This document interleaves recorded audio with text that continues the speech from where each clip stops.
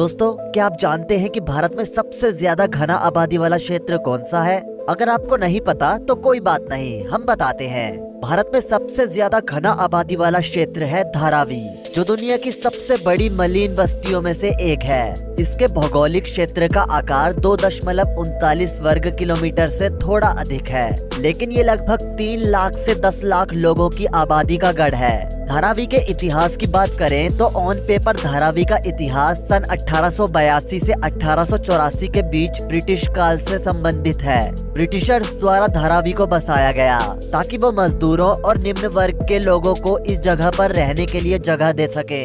लेकिन आपको बता दें कि धारावी पहले मैंग्रोव वाला एक आइलैंड हुआ करता था, जिसका मतलब होता है सदाबहार। लेकिन धीरे धीरे इसे मछुआरों ने अपने रहने के लिए गांव में बदलना शुरू कर दिया था।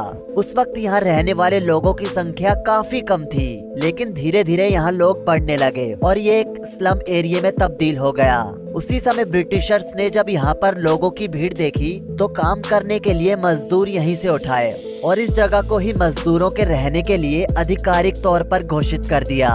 मुंबई का ये कोना शुरू में मजदूर और निम्न वर्ग के लोगों के लिए था, लेकिन भारत के आजाद होने के बाद इस जगह पर धीरे धीरे वहीं के लोगों ने अपनी छोटी झुग्गी झोपड़ी बनाई और गुजर बसर करने लगे। मुंबई की भाषा में उसे खोली कहते हैं। भारत के आजाद होने के बाद यहाँ पर माइग्रेट लोगों की संख्या बढ़ रही थी, जो कि धारावी में ही आकर रहने लगे थे। धीरे धीरे अब यहाँ पर लोगों की संख्या इतनी हो गई कि ये जगह आज भारत की सबसे ज्यादा घनी आबादी में आती है। भारत के लोग धारावी को भूल भुलैया भी कहते हैं, क्योंकि धारावी इतनी ज्यादा घनी बस्ती है कि नया इंसान अक्सर इस बस्ती के अंदर भटक जाता है। बता दे, धारावी में ब्रिटिश काल से ही कुछ फैक्ट्रीज लगी हुई थी। उनमें चमड़े का काम ज्यादा होता था। आज वही काम बहुत ज्यादा फैल गया है। चमड़े के साथ ही टैनरी और टेक्सटाइल का काम भी यहाँ ज्यादा होता है। आपको बता दे कि धारावी पूरी दुनिया में इतना ज्यादा फेमस है कि अब विदेशी भी यहाँ पर घूमने आते हैं। वो यहाँ के लोगों का रहन सहन देखते हैं कि कैसे छोटे छोटे से घरों में 4-4 लोग एक साथ रहते हैं। आप शायद यकीन नहीं करेंगे, लेकिन धारावी इतनी घनी बस्ती है कि यहाँ पर घूमने के लिए अब गाइड की जरूरत पड़ती है। बिना गाइड के कोई भी नया व्यक्ति इस बस्ती को अच्छे से घूम नहीं सकता है। एक समय पर धारावी में शिक्षा का स्तर बहुत कम था, जिसकी वजह से यहाँ पर रहने वाले परिवारों के बच्चों को मजदूरी और फैक्ट्रीज में काम करना पड़ता था। लेकिन पिछले कुछ समय में धारावी की लिटरेसी रेट में काफी इजाफा हुआ है। साथ ही पिछले कुछ समय से धारावी में बहुत सारे परिवर्तन भी हुए हैं। आपको बता दें कि अब धारावी में शिक्षा का बहुत महत्व है और ये एक सराहनीय बात है। ये एक स्लम एरिया है, इसमें कोई शक की बात नहीं है, लेकिन इसके बावजूद ना यहाँ टैलेंट की कमी है और ना ही उस टैलेंट को बढ़ावा देने वाले लोगों की, क्योंकि आमतौर पर ऐसी जगहों पर ना तो लोगों के लिए शिक्षा का कोई महत्व होता है और ना ही लोग इसे बढ़ावा देते हैं। और ऐसे में धारावी स्लम में शिक्षा का इतना महत्व होना काबिले तारीफ है। साल 2016 में यहाँ रहने वाली 12 से 14 साल की कुछ टैलेंटेड लड़कियों ने 3 एंड्रॉइड एप्स बना के सबको हैरान कर दिया था। इसमें पहले ऐप का नाम है पढ़ाई है मेरा हक। इस ऐप के जरिए लोग हिंदी, गणित और अंग्रेजी की कुछ बेसिक पढ़ाई कर सकते हैं। दूसरे ऐप का नाम है वीमेन फाइट बैक। ये महिलाओं की सुरक्षा की दृष्टि से बनाया गया है। इसे महिलाएं अपनी सुरक्षा के लिए इस्तेमाल करती हैं। तीसरे ऐप का नाम है पानी है जीवन। इसे इसलिए बनाया गया है ताकि यहाँ रहने वाले लोगों के बीच होने वाली पानी की मारामारी को रोका जा सके, और इसकी वजह से लोगों का काफी वक्त भी बच जाता है, जो पहले पानी के इंतजार में घंटों खड़े रहने से बर्बाद हो जाता था। ये ऐप अपने रजिस्टर्ड यूजर्स को नल में पानी आते ही एक अलर्ट मैसेज भेज देता है, और इस तरह पानी के इंतजार में घंटों तक बर्बाद होने वाला लोगों का वक्त बच जाता है।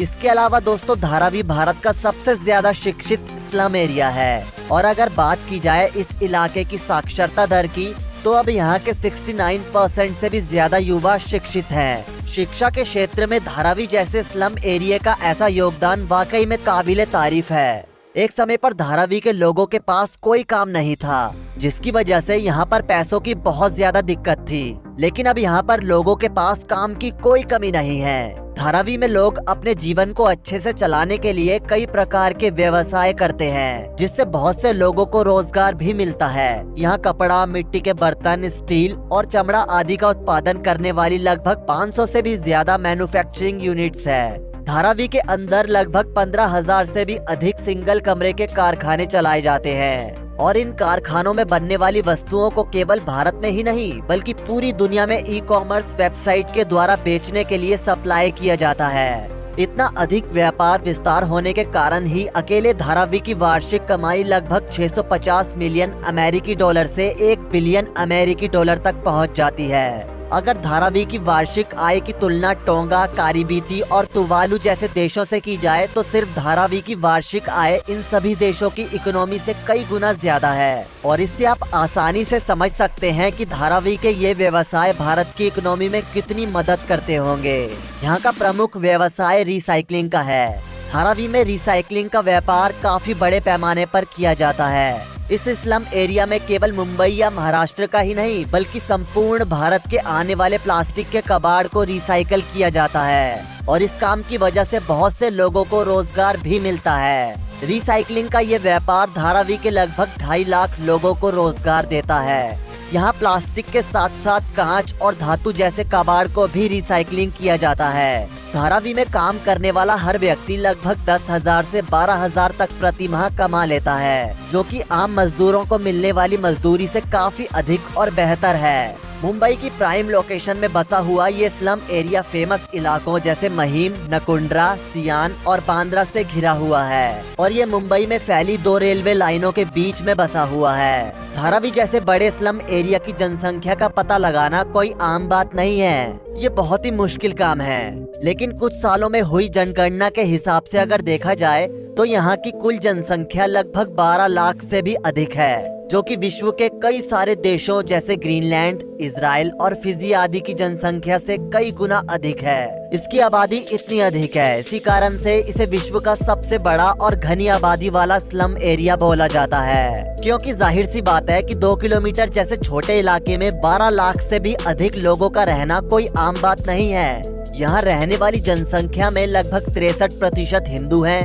30% मुस्लिम हैं, 6% ईसाई हैं और 1% में अन्य सभी धर्म के लोग यहाँ रहते हैं। यहाँ पर हर धर्म का व्यक्ति हर धर्म के त्योहार को मिलजुल के मनाता है। आपको बता दें कि पूरे भारत में धारावी ही एक ऐसी जगह है जहाँ पर कभी धर्म के नाम पर कोई दंगा नहीं हुआ है। धारावी में पले बड़े कई लड़के बॉलीवुड तक पहुँचे हैं और आज अपना नाम बना चुके हैं। धारावी हमेशा से ही बॉलीवुड और हिंदी फिल्म जगत का एक अहम हिस्सा रहा है। ऑस्कर विजेता फिल्म स्लमडॉग मिलियनेयर को भारत के धारावी स्लम में ही शूट किया गया था। मशहूर फिल्म डायरेक्टर और राइटर सुधीर मिश्रा की 1992 में आई धारावी नाम की फिल्म में धारावी के लोगों के जीवन को काफी बारीकी से दिखाया गया था, जिसके कारण इस फिल्म ने नेशनल अवार्ड भी जीता था। इसके अलावा बहुत सी फिल्में जैसे दीवार, परिंदा, सलाम बॉम्बे, गली बॉय, भूतनाथ रिटर्न्स और आमिर जैसी फिल्मों की शूटिंग धारावी में ही हुई है। इसके अलावा बॉलीवुड में काम करने वाले बहुत से जूनियर कलाकार धारावी से ही आते हैं, इसलिए धारावी और बॉलीवुड का ये रिश्ता अटूट है। दोस्तों, क्या आप जानते हैं कि धारावी में एक धारावी रॉक्स नाम का एक जंक बैंड भी है। इस जंक बैंड में धारावी स्लम के ही 12 से 15 लड़के हैं जो कि कचरा बीनने का काम करते हैं। और अगर इस बैंड की खासियत की बात की जाए तो इस बैंड की खासियत ये है कि ये लोग म्यूजिक बनाने के लिए ओरिजिनल म्यूजिक इंस्ट्रूमेंटल के स्थान पर पानी के डिब्बे, छड़ी, कांच की बोतलें और धातु की बनी हुई अन्य किसी चीजों का इस्तेमाल करते हैं। और यही वजह है कि इस बैंड को शानदार टैलेंट के साथ साथ क्रिएटिव भी माना जाता है। दोस्तों, धारावी की लगभग सारी समस्याएं तो खत्म हो गई हैं, लेकिन धारावी में रहने की समस्या अभी तक खत्म नहीं हुई है। आज भी धारावी में एक छोटे से कमरे में करीब 10 से 12 लोग रहते हैं और उसी में ही अपना गुजर बसर करते हैं। इसी परेशानी को ध्यान में रखते हुए अडानी इंडस्ट्रीज के मालिक और अरबपति गौतम अडानी ने सरकार के साथ मिलकर करीब 1 मिलियन लोगों को घर देने की बात कही है। हालांकि इससे पहले भी यहाँ पर कई बार स्लम एरिया को डेवलप करने के प्रयास जारी हो चुके हैं। महाराष्ट्र सरकार ने भी एक बार यहाँ के करीब 10,000 लोगों को अलग जगह घर देने की बात कही थी, लेकिन यहाँ पर रह रहे लोग इस धारावी को छोड़ना नहीं चाहते हैं। उनका सीधा कहना है कि हम यहाँ से कहीं नहीं जाएंगे। इस बात पर ना जाने कितने ही लोग सड़क पर उतर आते हैं। हालांकि इस बार गौतम अडानी का प्लान किस तरह से काम करता है ये देखना होगा। तो दोस्तों, ये है मुंबई का धारावी, जो दुनिया का सबसे बड़ा स्लम एरिया है, जहाँ 2 किलोमीटर में लगभग 2 करोड़ लोग रहते हैं। धारावी को लेकर आपको क्या कहना है नीचे कमेंट सेक्शन में जरूर कहना। वीडियो को लाइक करना, शेयर करना और ऐसी ही और वीडियोस के लिए इस चैनल को सब्सक्राइब करके साथ में बेल नोटिफिकेशन को भी ऑल पर सेट कर लेना। धन्यवाद।